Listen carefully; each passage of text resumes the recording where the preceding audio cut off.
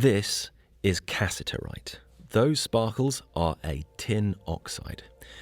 Now, tin as an element isn't likely to get the general public very excited. It's actually pretty scarce in the Earth's crust, but perhaps its most significant part in the story of the ancient world, it can be alloyed with copper to produce bronze, which is harder by far than the stone blades of the Neolithic, but at a much lower melting point than iron, which could only be worked in any quantity with later technology. Now, while you find smaller deposits of tin in Iberia or Germany, and even though you only need a fraction of tin compared to the quantity of copper to make a tool, feeding the demand for this new material that would revolutionise both work and war was quite possibly what germinated the widespread trade networks we see across the Bronze Age world. And as far as large deposits of tin go, your main options in reach of the Mediterranean were Afghanistan or Cornwall, which has some of Europe's largest tin deposits, and this would put it on the map for traders thousands of years ago.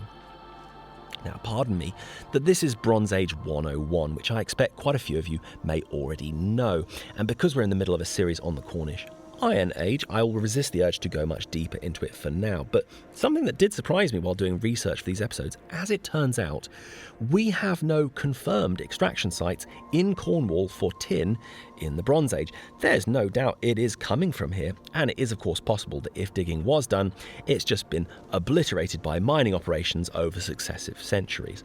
However, what you might not realise is you can actually extract tin ore from alluvial deposits in a process known as tin streaming. It's not dissimilar to how people pan for gold, which you might have an easier time picturing, and this process was still ongoing in parts of Cornwall right up until the 1800s.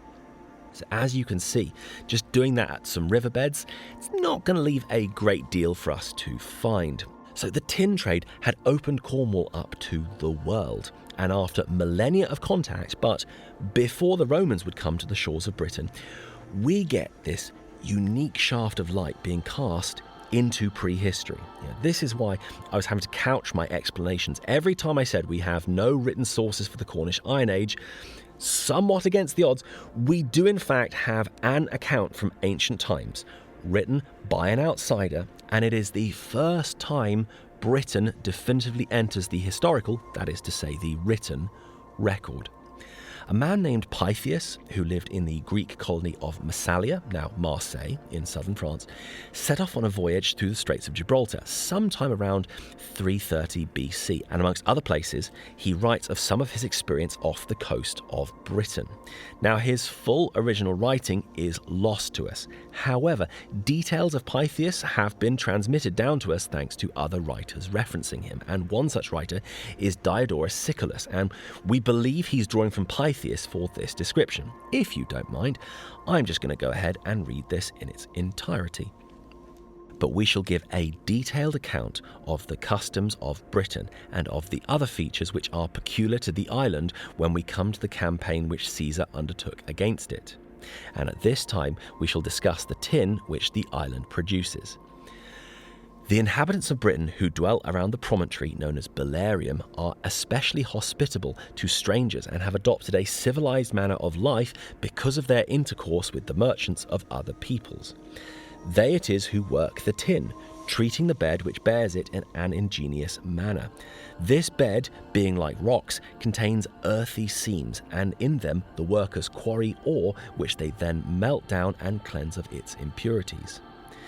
Then they work the tin into pieces the size of knuckle bones and convey it to an island which lies off Britain and is called Ictis, for at the time of ebb tide the space between this island and the mainland becomes dry, and they can take the tin in large quantities over to the island on their wagons. And a peculiar thing happens in the case of the neighbouring islands which lie between Europe and Britain, for at flood tide the passages between them and the mainland run full, and they have the appearance of islands, but at ebb tide the sea recedes and leaves dry a large space, and at that time they look like peninsulas.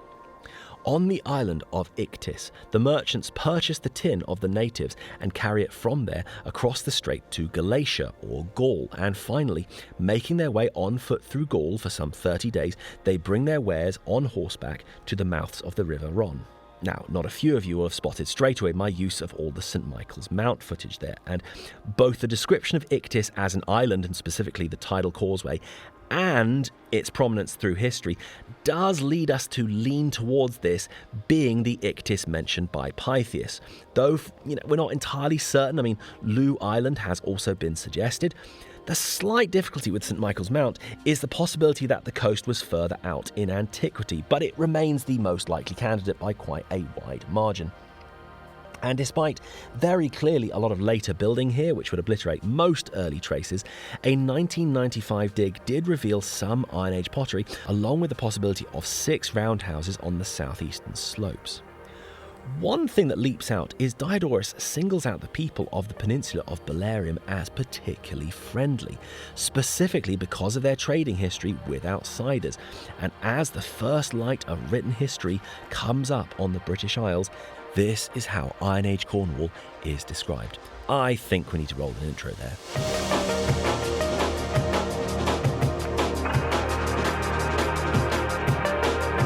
So we are back for an unexpected third episode in Cornwall. In the first, we were seeing Hillforts from the eastern border of the county all along the southern and northern coasts till we got down to the far west, where all of a sudden you encounter Fogous, this remarkable survivor from the Iron Age. We have more of them this week, but I'm sorry, you're going to have to click back to the last episode for our Explain It if you're not already caught up on these. I can't just keep re-explaining the same concepts every week. That's why we did this as a series. Ditto courtyard settlements, more of those this time too. Just to manage expectations at this point, we weren't even expecting Cornwall to stretch to a third episode, and last time was very front-loaded with both sites for which we have a fair amount of footage and explainers about Cornwall and the Iron Age and beyond. From here, I have sites which I either have much less footage or less information, or both. So the pace of going between them is going to pick up a pinch.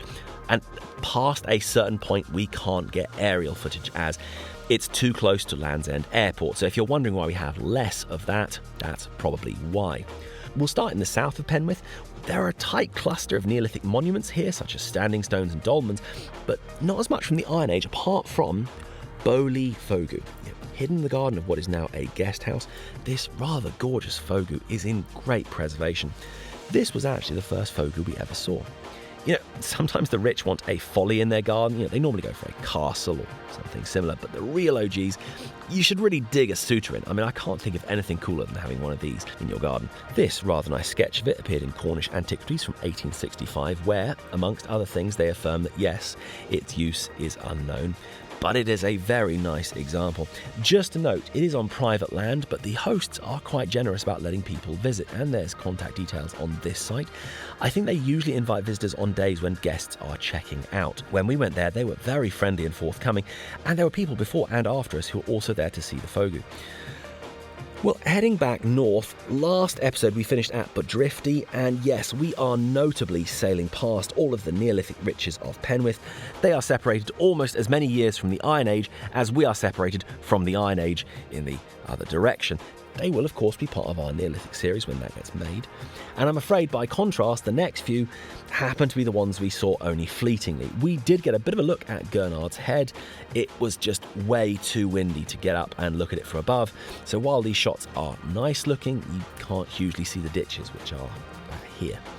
We did try to see Porthmuir Fogou. It's no longer subterranean, and access is, well, it's just about possible. It was a lot of wading through brambles and gorse, and that was in February, when in theory the foliage has died back somewhat. I mean, in summer, this would be a jungle.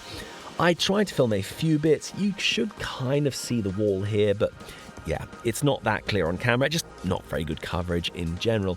There's better shots of it on the megalithic portal, which, oh, by the way, was pretty much our Bible for exploring Penwith. This is an incredible resource, and huge shout out to Andy and everyone who's contributed to it, especially for coordinates to the sites. You really can't beat it. It's just a great community of enthusiasts. So yes, not a lot of luck for us at Porthmuir, and in what was a very packed weekend, we didn't have time to walk all the way there. I just fleetingly got a shot of Bossigran. That needs a proper look sometime when we have time. As with everyone who drives past, I was somewhat distracted by the engine houses there. But okay, something we did get a better look at, albeit on a different trip. This is Bossolo Trehillis. It's a courtyard settlement, and again, while not as clear as some others, you can just see the form of some of the buildings there. While there was some limited archaeology done here in the 1800s as well as in 1935 that turned up some Iron Age pottery, the dream would be that they could do a comprehensive dig and, with the site somewhat cleared of foliage and open to the public, it is a great candidate for it. I mean, it's in a bit more of a remote location, but the walls are made of granite and a lot of the door jambs are still in place. And if it was taken into public ownership and given a lot of care, well, don't hold your breath. Still, it's a great example, and it shows you a bit what these sites look like before they've been tidied up for the public to see. To really make sense of this, though, you need to go a short distance to the west and see Tune Castle. Is that right? I think that little diacritic makes an oon sound. Anyway, in an episode where there's been a lot fewer Hillforts in specific, this is one of national importance. You can see its stone ramparts survive remarkably well. In fact, Tune is one of the places often referenced for understanding other parts of Hillfort design where its wooden equivalent over in the east might not have survived. Such as, for example, it might not look like much when you're kind of trying to see the jumble of stones that make a rampart, but this surviving entranceway is in fact a staggered entrance that's harder to make out from the ground. All of that said, it's not a vast fort. The internal area is only about 52 metres across. It may have survived even more impressively to the modern day had it not been quarried for stone in the 1800s for buildings in Penzance and the surrounding area. However, there was archaeology taking place in 1895 and between 1925 to 1930.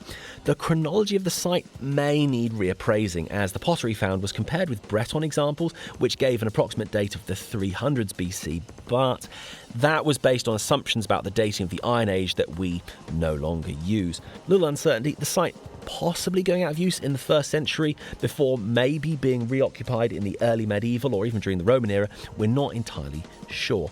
Certainly, it's hard to get away from the effort that's been put into this site, and when you combine the commanding views of the surrounding area, down to the coast in particular, and then, for example, over there, so this is the Givor tin mine. Now, obviously you're looking at a modern operation here, but as both iron and tin slag was found within the fort, the idea that Tune is a storehouse for considerable material wealth gathered from the area seems very plausible.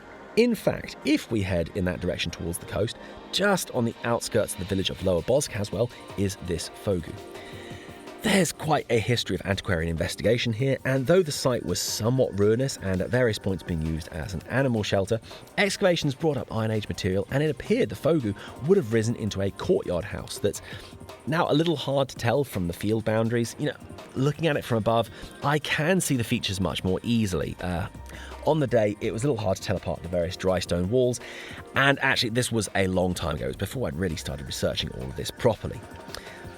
Didn't have as much luck with the next one. So Pendine Fogou is in the middle of a working farm. Now, by reputation, people have said that the people living at this farm are lovely. When we got there appeared to be no one around. Not obviously, at least. And I wasn't keen to make a nuisance of ourselves.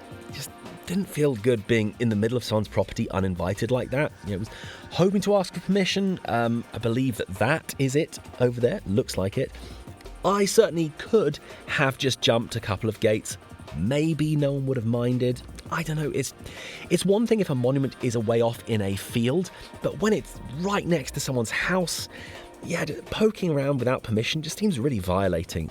Maybe I'll attract some scorn for this. I can't keep you all happy. But yes, for now, this is all I got. Next from here, we went to Kennejack Promontory Fort. On the day, I couldn't actually perceive the ditches from where I was standing without the aerial perspective. With the LiDAR, it's like, oh, yeah, okay, there they are.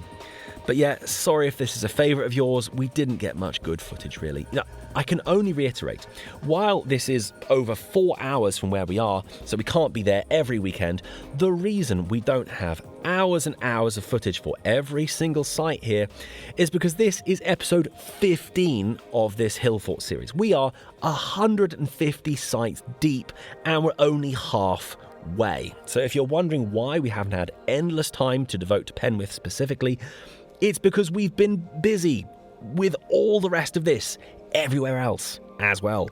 In fact, we do need to do a little bit of light housekeeping. We haven't forgotten Caen Uni, just give us a moment here.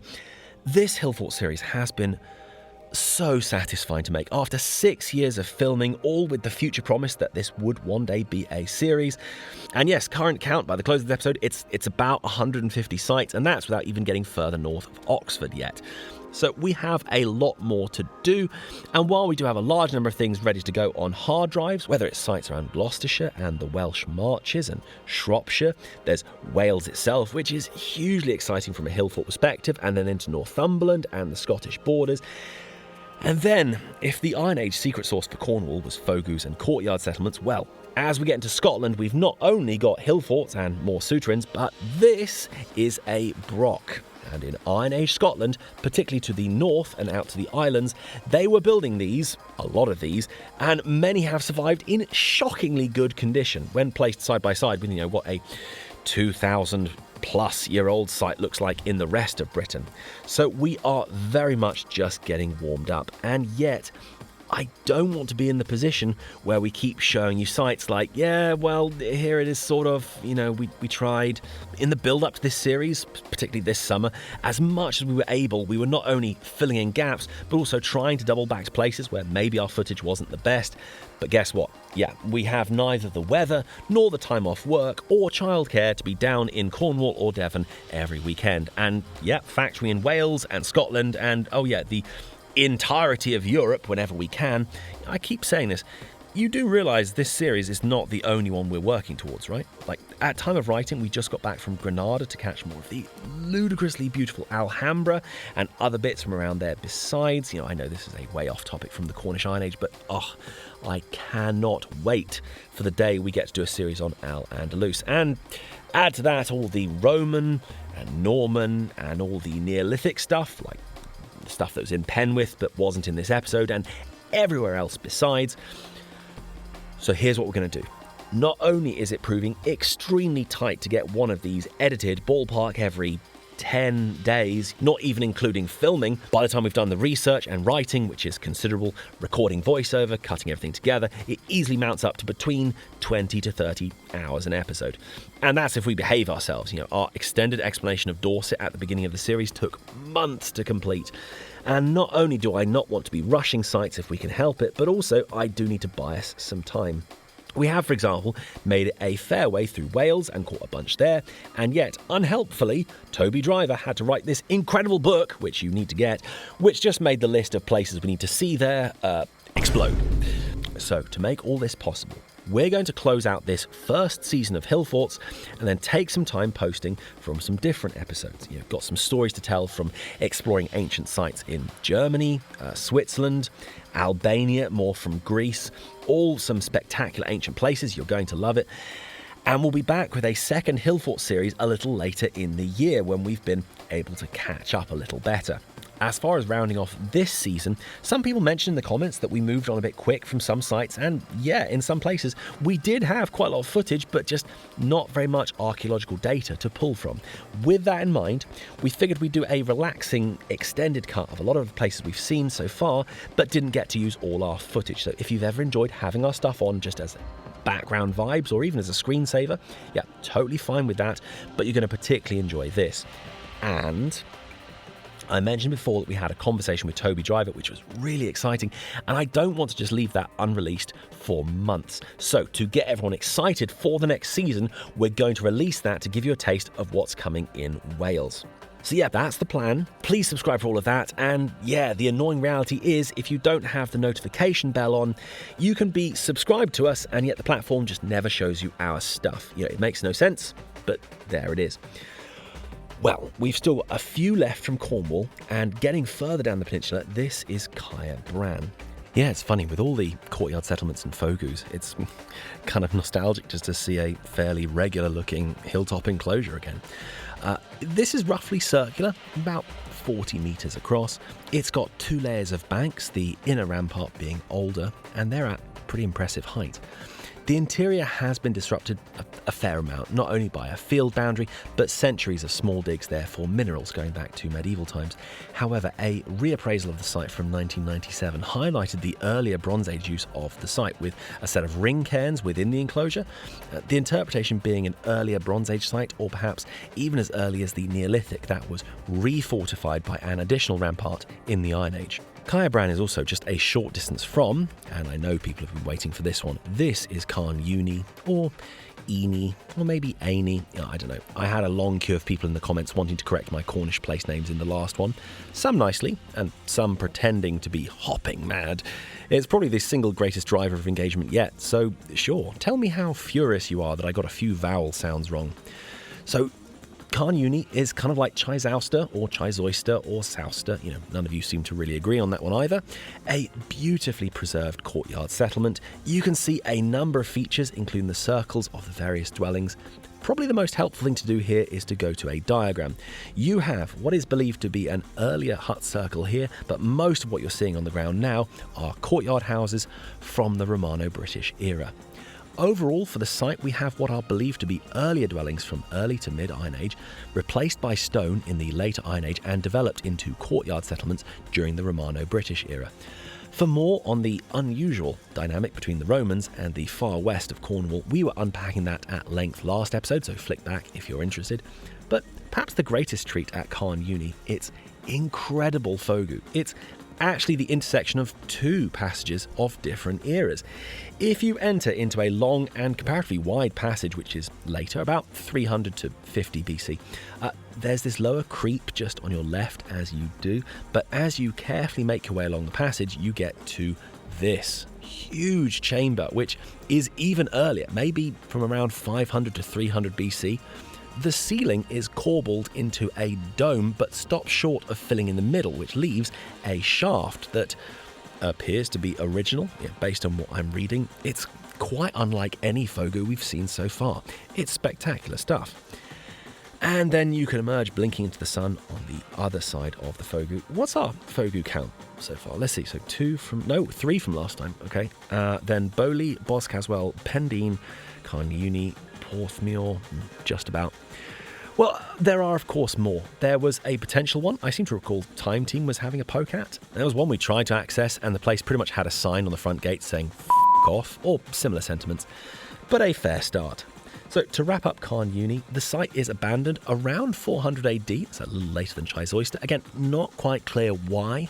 A further parallel with Chysoyster, we mentioned the hilltop enclosure of Castle Dinas was just a short distance from the courtyard settlement, but without any dating from Castle Dinas, we couldn't infer the dynamic between the two sites. Well, here again at Carn Uni, and actually think about it, so when you compare the distance between Tune Castle and Bossalutra Hillis, you're seeing this trend of hilltop settlements with a courtyard settlement just below.